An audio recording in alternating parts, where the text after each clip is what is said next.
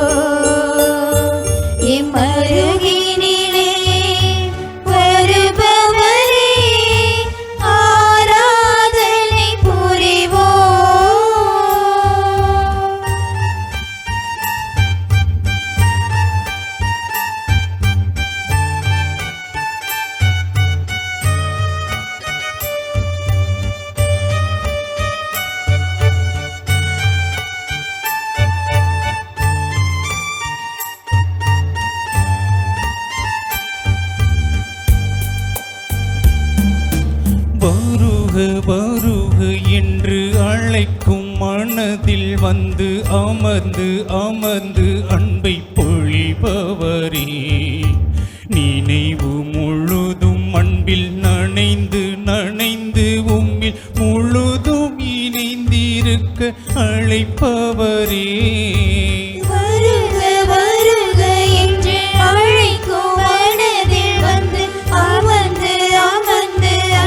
பொழிபவரே, நினைவு முழுதும் அன்பில்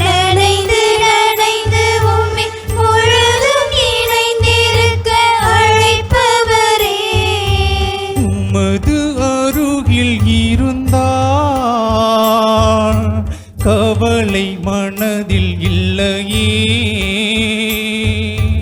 உமது உறவில் இருந்தால் மனது மகிழ்ந்து துள்ளுதே. நற்கருணையிலே எழுபவரே ஆராதனை புரிவோம். இன்னருவினிலே வருபவரே ஆராதனை புரிவோம்.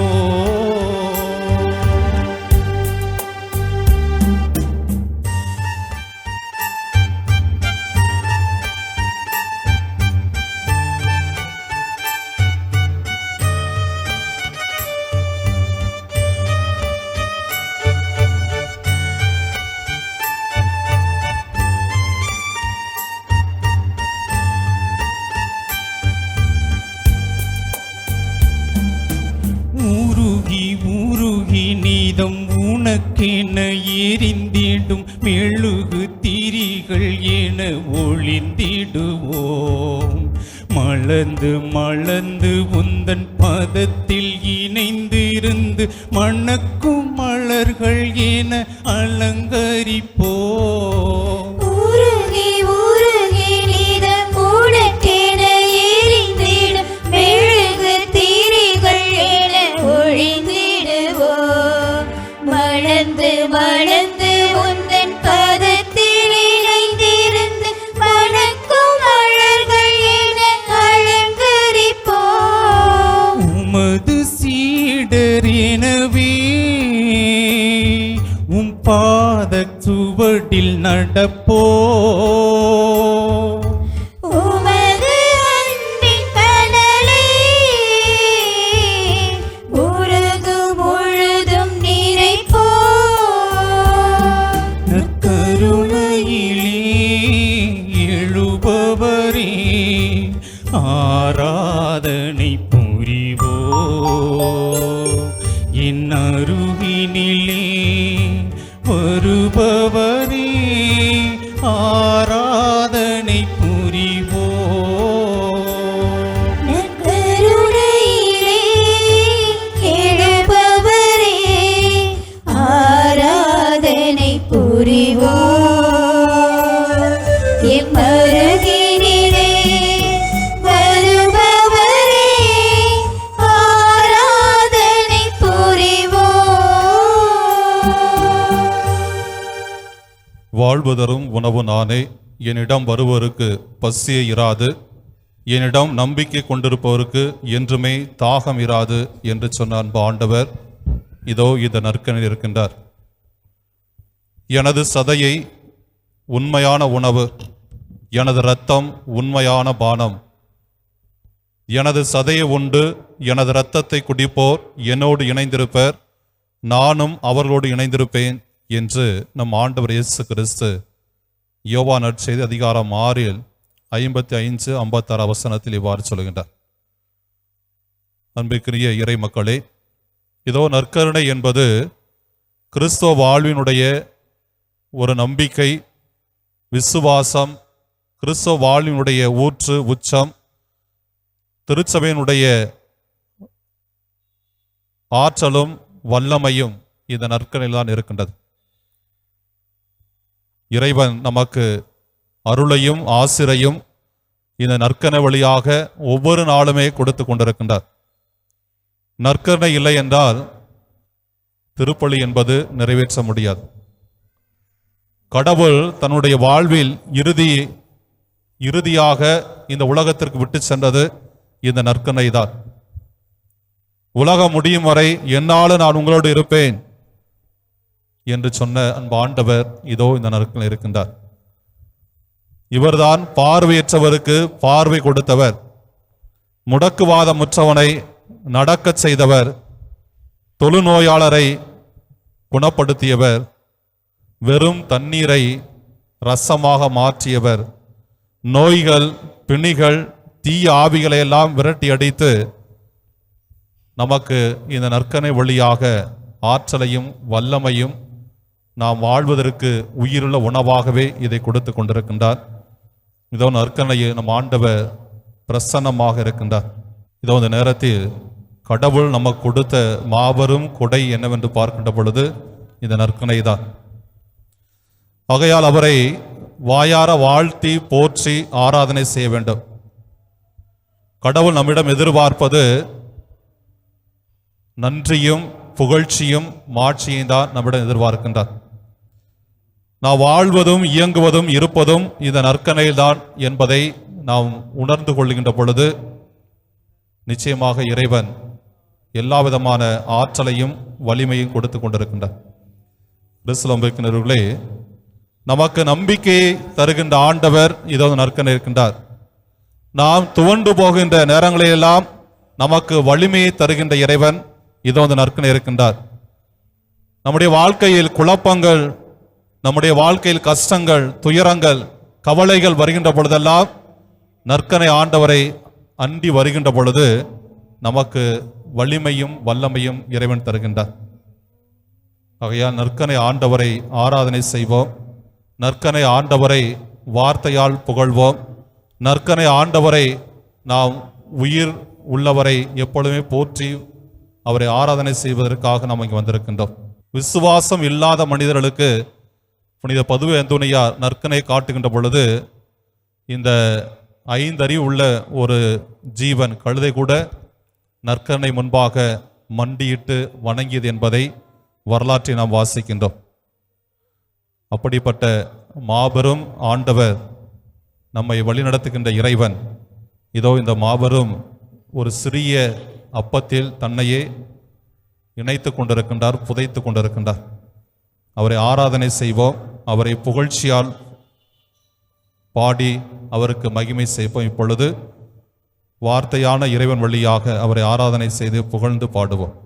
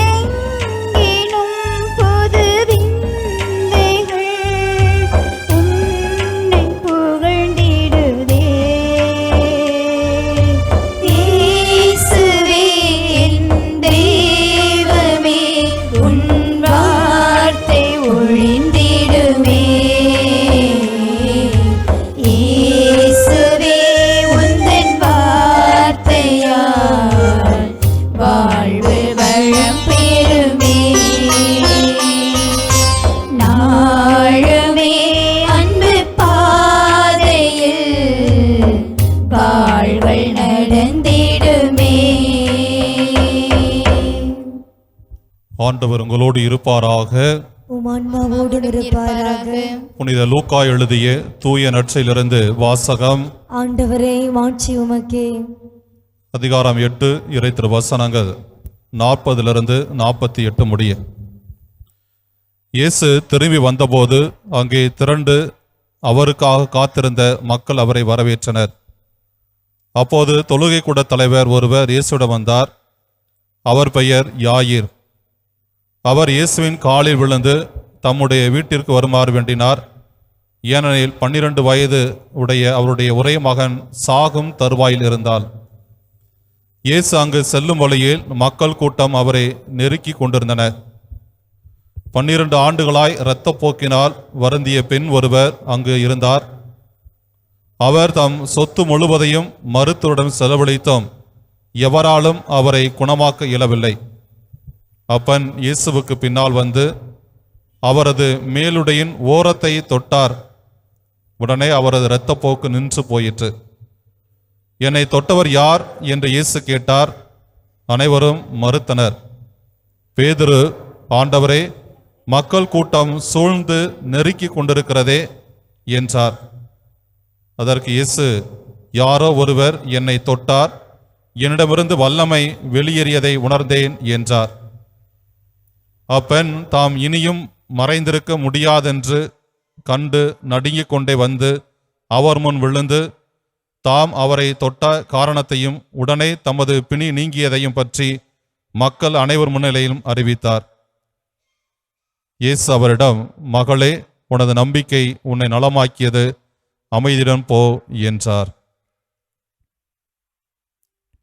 ஆண்டவரின் அருள்வாக்கு. கிறிஸ்துவே உமக்கு புகழ். கிறிஸ்துவே, நற்கருணை என்பது நமக்கு நம்பிக்கையை கொடுப்பது. நற்கருணை என்பது நாம் வாழ்வதற்கு ஒரு உந்து சக்தியாக இருக்கின்றதுதான் நற்கருணை. ஏனென்றால் கடவுள் நமக்கு வாழ்ந்து காட்டி எல்லாவற்றையும் விட்டுவிட்டு சென்று இதை என் நினைவாக செய்யுங்கள், இதன் வழியாக கடவுளுடைய அருளையும் ஆசிரையும் வல்லமையும் நாம் முழுமையாகவே இந்த நற்கருணை வழியாக பெற்று கொண்டிருக்கின்றோம். நம்முடைய நம்பிக்கை வாழ்வு, நம்முடைய கத்தோலிக்க கிறிஸ்தவ வாழ்வு எல்லாமே நற்கருணையில் தான் இருக்கின்றது. நம்பிக்கையில் தான் நாம் வாழ்ந்து கொண்டிருக்கின்றோம். கிறிஸ்தவ நம்பிக்கையினர்களே, பக்தி என்பது வேறு, நம்பிக்கை என்பது வேறு. பக்தி என்னவென்று பார்க்கின்ற பொழுது நாம் கடவுளுக்கு காணிக்கை செலுத்துவோம்.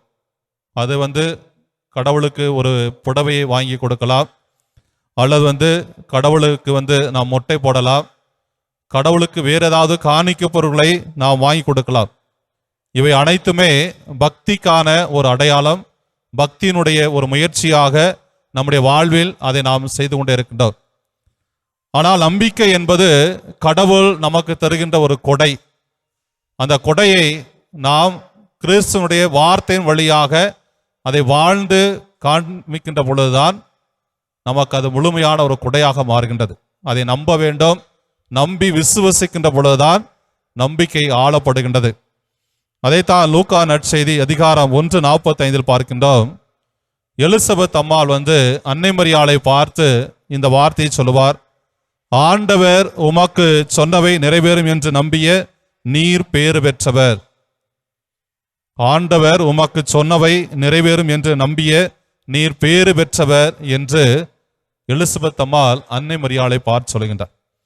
ஆகையால் கடவுளுடைய வார்த்தையை அன்னை மரியாள் ஆழமாக நம்பினார். எந்த விதமான அதில் சந்தேகம் இல்லை.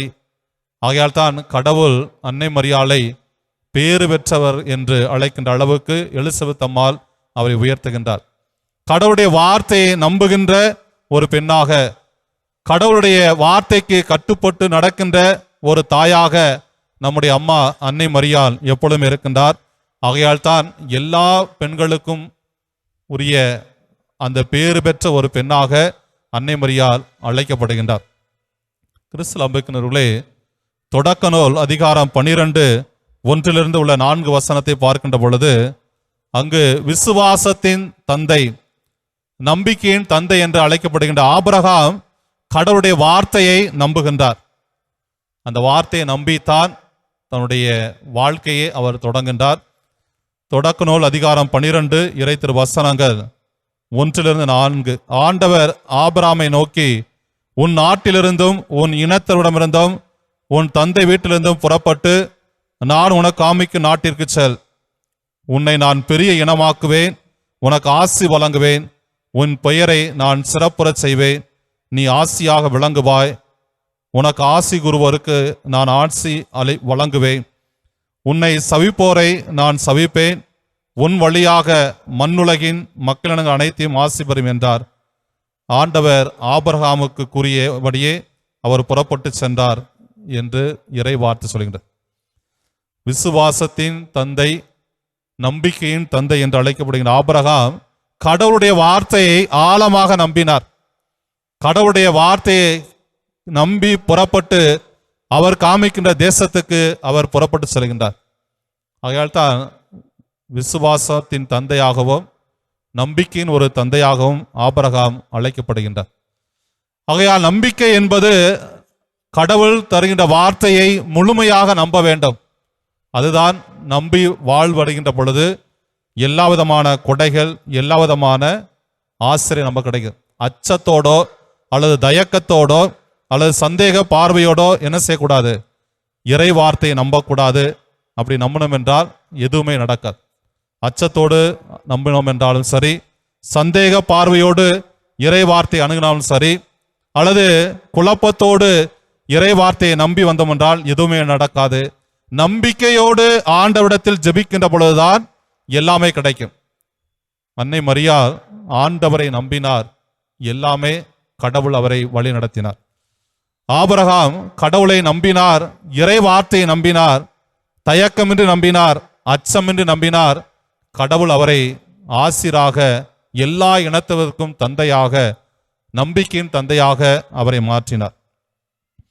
யாக்கோப்பு எழுதிய கடிதம் அதிகாரம் 1:6-7 முடிய வசனத்தை வாசித்தோம் என்றால் இவ்வாறு சொல்லப்படுகின்றது. நம்பிக்கையோடு ஐயப்பாடின்றி கேட்க வேண்டும். ஐயப்பாடு கொள்பவர் காற்றினால் அலைக்கழிக்கப்படும் கடல் அலையை போன்றவர்கள். எனவே இத்தகைய இருமனம் உள்ள நிலையற்ற போக்குடையவர்கள் ஆண்டவரிடம் ஏதாவது பெற முடியுமா என நினைக்காதிருக்கட்டும் என்று சொல்லப்படும். அம்புக்கினருளே, நற்கனை ஆண்டவரிடம் நாம் வருகின்ற பொழுது, ஆண்டவரிடத்தில் ஜெபிக்க வருகின்ற பொழுது உறுதியான நம்பிக்கையோடு வர வேண்டும்.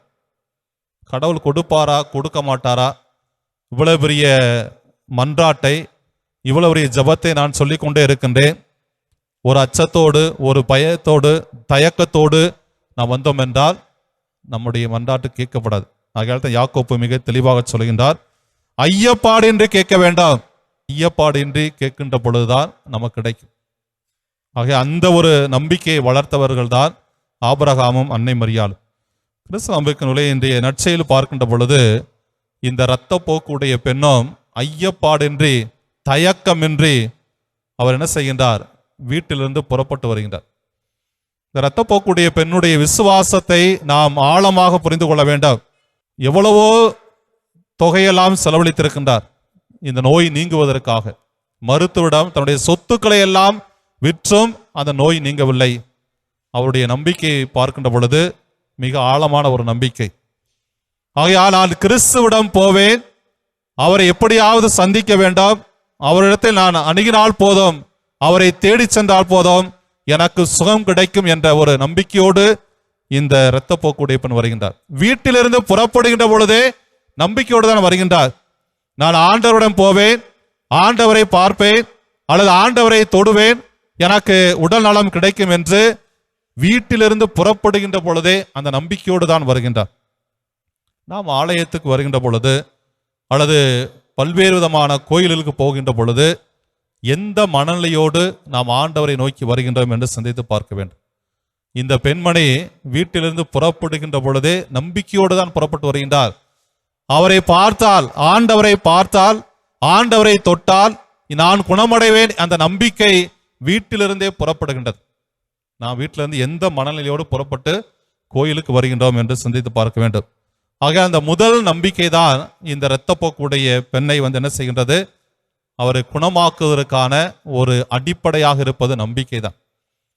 இந்த இரத்தப்போக்குடைய பெண் வருகின்றார், கூட்டம் அதிகமாக இருக்கின்றது, நிறைய விதமான கூட்டங்கள் கிறிஸ்துவை நெருக்கி கொண்டிருக்கின்றது என்பதை நற்செய்தி நாம் வாசித்தோம். ஆகையால் பல நெருக்கடிகள், பல்வேறு விதமான மக்கள் கிறிஸ்துவிடம் வந்து அவரை வந்து நெருக்கொண்டு போகின்றார்கள். போராட்டமாக இருக்கின்றது.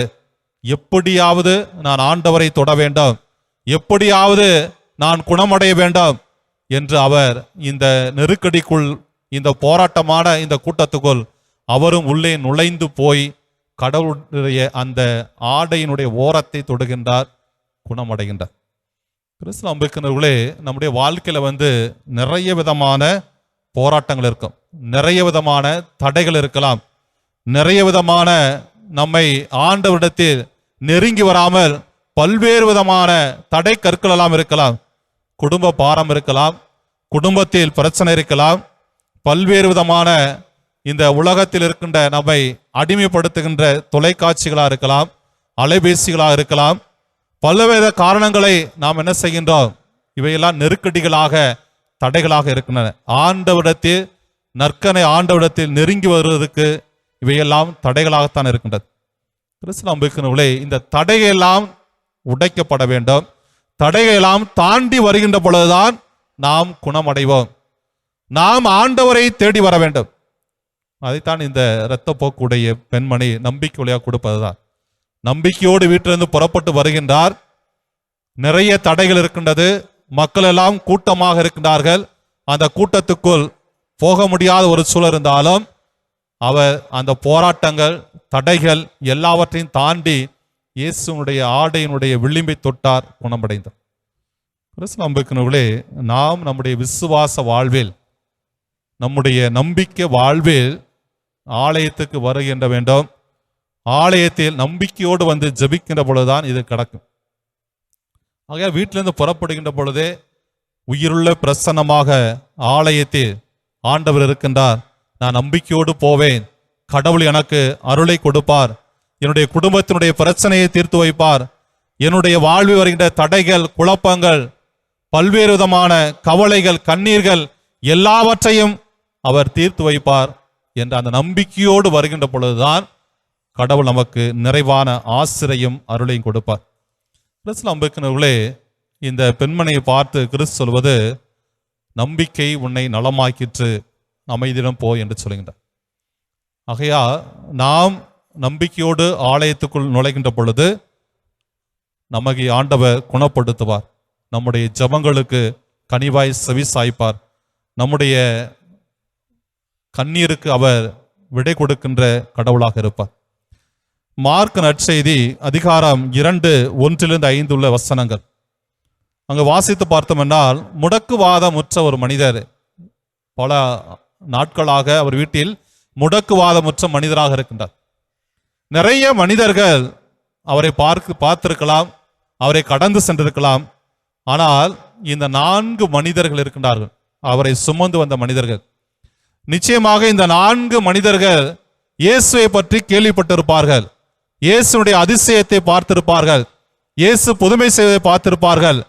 இவரிடம் சென்றோம் என்றால் இந்த முடக்குவாதமுற்றவனை குணப்படுத்தலாம் என்று நம்பிக்கையோடு இருந்திருப்பார்கள்.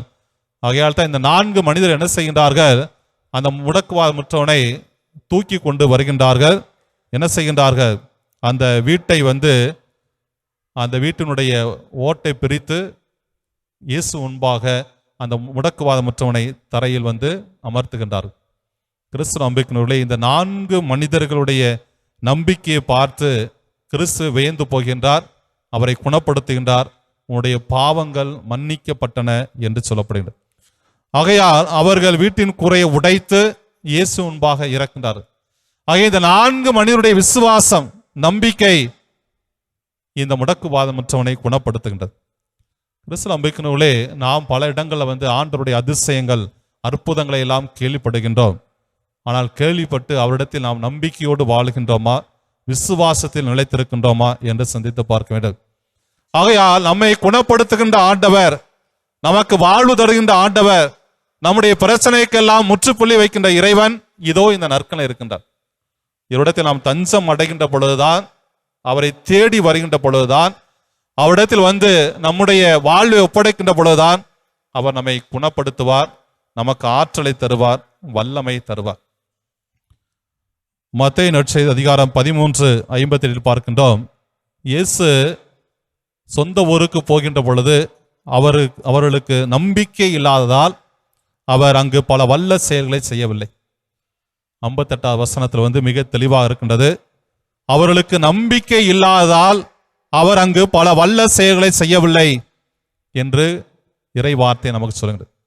கிறிஸ்துவ நம்பிக்கைகளே, நம்பிக்கை இல்லை என்றால் நிச்சயமாக எதுவுமே நடக்காது. ஆகையால் நான் நம்பிக்கையோடு வர வேண்டும். நம்பிக்கையோடு வருகின்ற பொழுதுதான் இதோ சாதாரண ஒரு தண்ணீரை ரசமாக மாற்றிய இறைவன் இந்த நற்கனை இருக்கின்றார். நம்முடைய ஜெபத்தை கேட்டு அருள் புரிவார். நம்பிக்கையோடு இந்த இரத்தப்போக்குடைய பெண் வந்தார். அவருடைய நோய் நொடிக அனைத்தையுமே குணமாக்கினார். முடக்குவாதமுற்றவனை 4 மனிதர்கள் நம்பிக்கையோடு தூக்கி வந்தார்கள். அவனை நற்சுகம் பெற்றவுடனே அவன் எழுந்து நடந்து போகின்றார். கிறிஸ்து நம்பிக்கையினர்களே, நாம் நற்கனை ஆண்டவர் முன்பாக நம்பிக்கையோடு வருகின்ற பொழுது நிச்சயமாக நாம் குணமடைவோம். வாழ்வை கடவுள் நமக்கு காட்டுவார். நம்முடைய வாழ்க்கையை உயர்த்துவார். நம்முடைய பிணிகள், நம்முடைய நோய்கள் எல்லாவற்றையும் அவர் ஏற்றுக்கொண்டு நமக்கு நற்சுகத்தை தருவார். நம்பிக்கை மட்டும்தான் மனிதனை வாழ வைக்கும். ஆகையால் தான் ஆபிரகாம் கடவுளை நம்பினார். அவருடைய வாழ்க்கை எல்லாவற்றுக்கும் மேலாக இறைவன் அவரை உயர்த்துகின்றார். அதே போல நம்முடைய தாய் அன்னை மரியாள் இறை வார்த்தையை நம்பினார். கடவுள் எல்லா பெண்களுக்கும் அந்த பேர் பெற்ற ஒரு பெண்ணாக அன்னை மரியாளை உயர்த்துகின்றார். நாமும் நற்கனை ஆண்டவரை முழுமையாக நம்புகின்ற பொழுது, நம்முடைய வாழ்க்கையில் நற்கனை ஆண்டவரை சுமந்து செல்கின்ற பொழுது, நற்கனை ஆண்டவரை நம்முடைய வாழ்க்கையில் எடுத்து செல்கின்ற பொழுது, இறைவன் என்னோடு வாழ்ந்து கொண்டிருக்கின்றார், இறைவன் என்னோடு இருக்கின்றார் என்ற அந்த நம்பிக்கையோடு இருக்கின்ற பொழுது நாம் அச்சப்பட தேவையில்லை, கண்கலங்க தேவையில்லை, நாம் யாரை கண்டும் பயப்பட தேவையில்லை. குடும்பத்தில் கலக்கங்கள் பிரச்சனை வந்தாலும் ஆண்டவர் என் பக்கம் இருக்கின்றார், என்னை குணப்படுத்துவார், எனக்கு அமைதியை கொடுப்பார், எனக்கு மகிழ்ச்சியை கொடுப்பார் என்ற அந்த நம்பிக்கையோடு இருக்கின்ற பொழுது கடவுள் நம்மை குணப்படுத்துவார், நமக்கு அமைதியை தருவார். ஆமென்.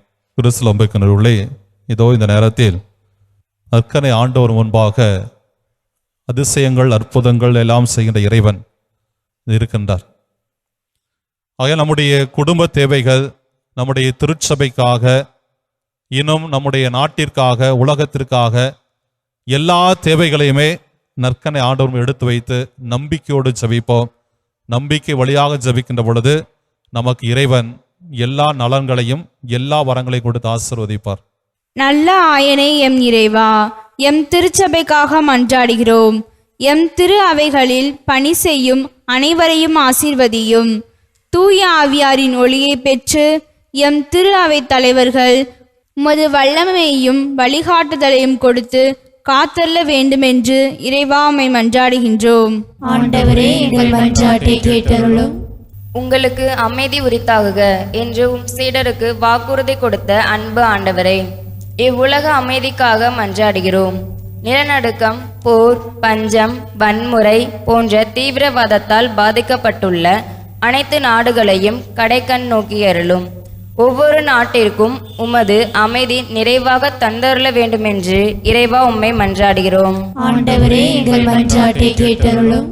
நம்பிக்கையின் நாயகனே எம் இறைவா, நாங்கள் அனைவரும் நம்பிக்கையை வார்த்தையால் மட்டுமல்ல எங்கள் வாழ்க்கை மூலமாகவும் வெளிப்படுத்தவும் இயேசுவின் சிந்தனைகள், பணிவாழ்வு, இறுதி இலக்கு இவற்றை எமதாக்கி இருக்கும் இடத்தில் விண்ணகத்தை உருவாக்க தேவையான நல்வரங்களை தர வேண்டுமென்று இறைவா உம்மை மன்றாடுகிறோம். ஆண்டவரே, எங்கள் மன்றாட்டை கேட்டருளும்.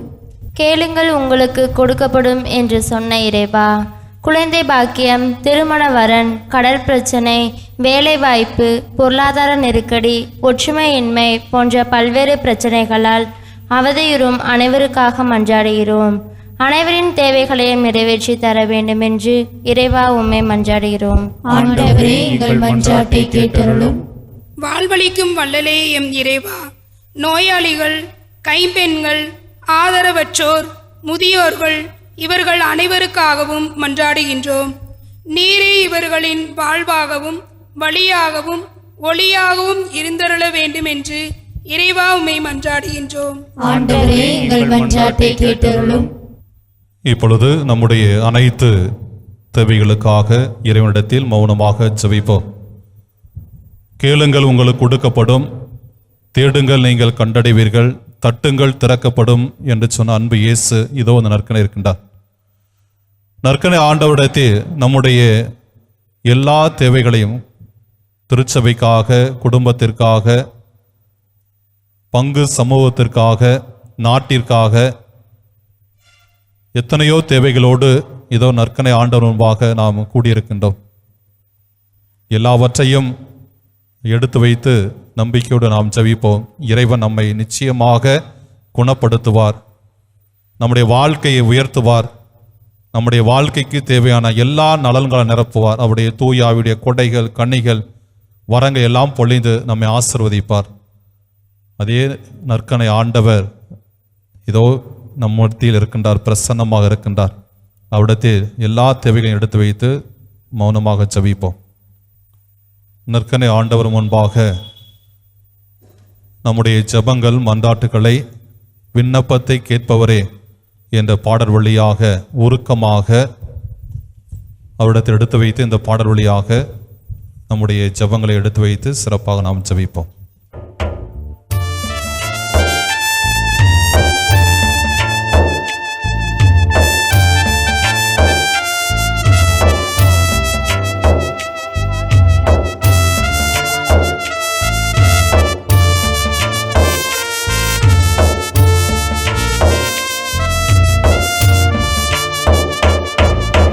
விண்ணப்பத்தை கேட்பவரே,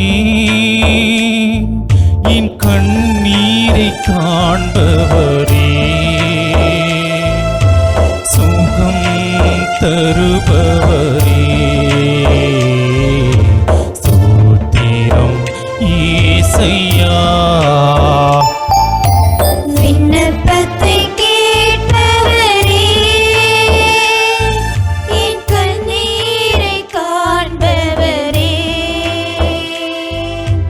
சுகம் தருபவரே, ஸ்தோத்திரம் இயேசையா.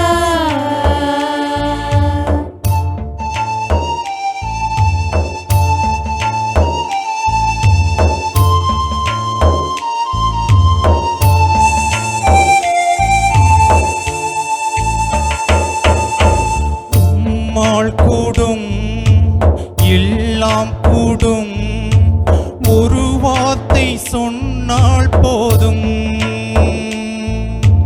உம்மால் கூடும் எல்லாம் கூடும், ஒரு வார்த்தை சொன்னால் போதும். ஐயா, ஒரு வார்த்தை சொன்னால் போதும். ஐயா, ஒரு வார்த்தை சொன்னால் போதும். விண்ணப்பத்தை கேட்பவரே, என் கண்ணீரை காண்பவரே, சுகம் தருபவரே, ஸ்தோத்திரம் இயேசையா.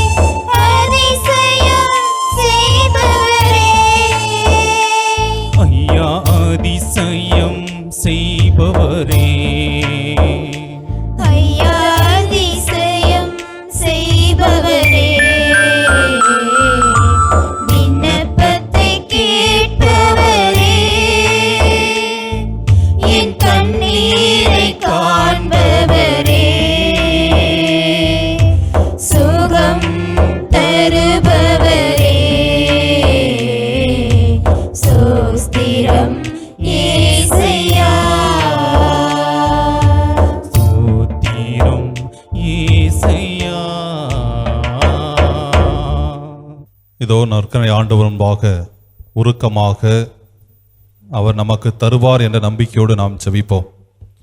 இஸ்ரேலை காக்கின்றவர் கண் அயர்வதும் இல்லை, உறங்குவதும் இல்லை. எவ்வாறு இஸ்ரேல் மக்கள் எகிப்தில் அடிமையாக இருக்கின்ற பொழுது அவருடைய அழுக்குரலை, அவருடைய கண்ணீரை பார்க்கின்றார், கேட்கின்றார். அடிமைத்தனத்திலிருந்து விடுதலையாக கொடுத்த இறைவன் இதோ இந்த நற்கனை இருக்கின்றார். இஸ்ரேல் இனம் பாலைவனத்தில் பசியோடு இருக்கின்ற பொழுது, தாகத்தோடு இருக்கின்ற பொழுது அவர்களுக்கு தண்ணீரை கொடுத்தார், மன்னாவை கொடுத்து ஆசீர்வதித்த இறைவன் இதோ இந்த நற்கனை இருக்கின்றார். இஸ்ரேல் மக்களுக்கு ஒரு புதிய நாட்டை கொடுத்த இறைவன், பகைவரை எல்லாம் அடித்து விரட்டிய இறைவன் இதோ இந்த நற்கனை இருக்கின்றார். கிறிஸ்துவர்களே, நம்மை சூழ்ந்திருக்கின்ற பகைமைகள், நம்மை ஆட்டி படைக்கின்ற தீய சக்திகளெல்லாம் அடித்து விரட்டுகின்ற இறைவன் இதோ இந்த நற்கனை இருக்கின்றார். அவரிடத்தில் நம்பிக்கையோடு நாம் ஜெபிப்போம், உருக்கமாக மன்றாடுவோம். இதோ இரத்த போக்குடைய பெண் அவருடைய ஆடையினுடைய விளிம்பை தொட்டார், குணமடைந்தார். நூற்றுவ தலைவனுடைய மகனை குணப்படுத்திய இறைவன் இதோ இந்த நற்கனை இருக்கின்றார். உனது நம்பிக்கை உன்னை குணமாக்கிற்று என்று சொல்லுகின்றார் நம் ஆண்டவர். எவ்வாறு கானாவூரில் ரசம் தீர்ந்து போன பிறகு அன்னை மரியாவுடைய வார்த்தைக்கு கட்டுப்பட்டு வெறும் தண்ணீரை ரசமாக்கிய மாற்றியவர் இதோ இந்த நற்கனை இருக்கின்றார். பார்வையற்றவருக்கு பார்வை கொடுத்த இறைவன், முடக்குவாதமுற்றவனை நடக்க செய்த இறைவன், தொழு நோயாளரை குணப்படுத்திய இறைவன், கவலைகளோடு பெரும் சுமைகளோடு பல்வேறு விதமான துயரங்களோடு கிறிஸ்துவிடம் வந்த ஒவ்வொரு மக்களையும் அவர் ஆற்றுப்படுத்தினார். அவருடைய வாழ்க்கையில் நம்பிக்கையை ஊட்டினார். நல்ல ஆயனாக இருந்து அவர்களை சுமந்து கொண்டார் என்பதை நாம் வாசிக்கின்றோம். இதோ நற்கனை இருக்கிற ஆண்டவரை உற்று நோக்கி பார்ப்போம். இயேசுவிடம் வந்த அனைத்து மனிதர்களும் நலம் பெற்றார்கள், வாழ்வடைந்தார்கள், அமைதியை பெற்றார்கள். இதோ நற்கனை இருக்கின்ற ஆண்டவரை உற்று நோக்கி பார்ப்போம். நம்முடைய குடும்பங்களுக்காக மன்றாடுவோம், நம்முடைய தொழில் வளத்திற்காக மன்றாடுவோம். குடும்பங்களுக்கு பிரச்சனைகள், கவலைகள், கண்ணீர்கள், வேதனைகள், கடன் பிரச்சனைகள் எல்லாவற்றுக்காக மன்றாடுவோம். கடவுள் நம்மை குணப்படுத்துவார், ஆசிரியை கொடுப்பார். இதோ நற்கனை இருக்கின்ற ஆண்டவரை உற்று நோக்கி பார்ப்போம். இவரே நல்ல ஆயனாக இருக்கின்றார். நானே வழியும் வாழ்வும் உண்மையும் என்று சொன்ன இறைவன், உலகம் முடியும் வரை என்னாலும் நான் உங்களோடு இருப்பேன் என்று சொன்ன இறைவன் நம்மை கைவிட மாட்டார், நம்மை திக்கற்றவர்களாக விட மாட்டார். நம்மை கரம் பிடித்து நடத்தி செல்கின்ற இறைவன் இதோ இந்த நற்கனை இருக்கின்றார். நாம் வாழ்வதும் இயங்குவதும் இருப்பதும் நமக்கு உயிர் மூச்சு கொடுத்த இறைவன் இதோ இந்த நற்கனை இருக்கின்றார். அவ்விடத்தில் நம்பிக்கையோடு ஜெபிப்போம். கடுகளகு நம்பிக்கை இருந்தால் மட்டும் போதும், எல்லாமே நமக்கு கிடைக்கும். எல்லா வரங்களையும் ஆண்டவரிடத்தில் பெற்றுக்கொள்ளலாம். எல்லாமே அதிசயங்கள் நடக்கும். நம்மை வழிநடத்துகின்ற ஆண்டவர் இதோ இந்த நற்கனை இருக்கின்றார். அவரிடத்தில் உருக்கமாக ஜெபிப்போம். பிணிகள் நீங்க வேண்டும் என்பதற்காகவும், குழந்தை செல்வம் கிடைக்க வேண்டும் என்பதற்காகவும், நம்முடைய வாழ்வில் எல்லா நிலைகளிலும் உயர்வடைய வேண்டும் என்பதற்காகவும், வேலை வாய்ப்பிற்காகவும், அமைதிக்காகவும், இன்னும் எத்தனையோ தேவைகளோடு அனைத்தையும் ஆண்டவரிடத்தில் எடுத்து வைப்போம். இவர் நமக்கு தருவார் என்ற நம்பிக்கையோடு ஜெபிக்கின்ற பொழுது எல்லா நலன்களும் நமக்கு கிடைக்கும். அனைவரும் முழந்தால் படியிட்டு மாண்புயர் கீதத்தை பாடுவோம்.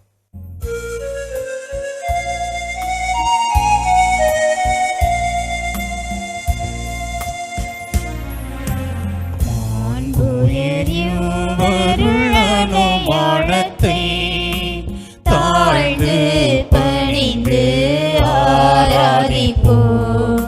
பழைய நியம முறைகள் அனைத்தும் இனி மறைந்து முடிவு பெறுக. புதிய நியம முறைகள் வருக. புலன்கள்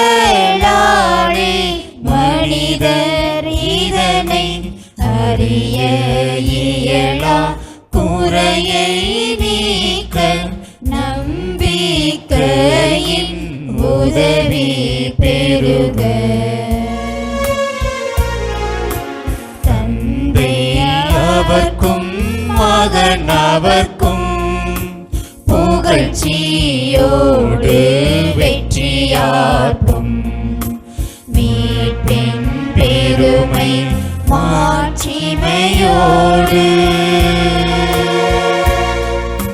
வலிமை வாழ்த்து யாவுமாக இருவரிடமாய்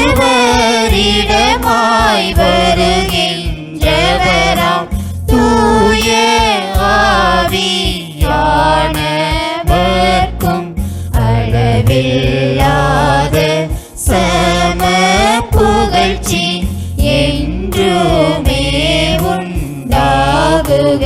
ஆமென்.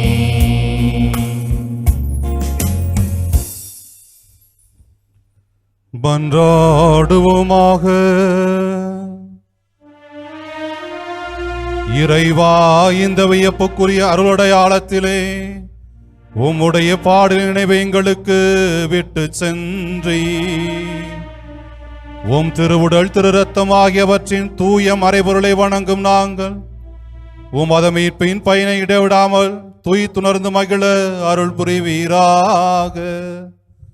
தந்தையாகிய இறைவனோடு தூய ஆவியாரின் ஒன்றிப்பில் இறைவனாய் என்றென்றும் வாழ்ந்து ஆட்சி செய்கின்ற உம்மை மன்றாடுகின்றோம்.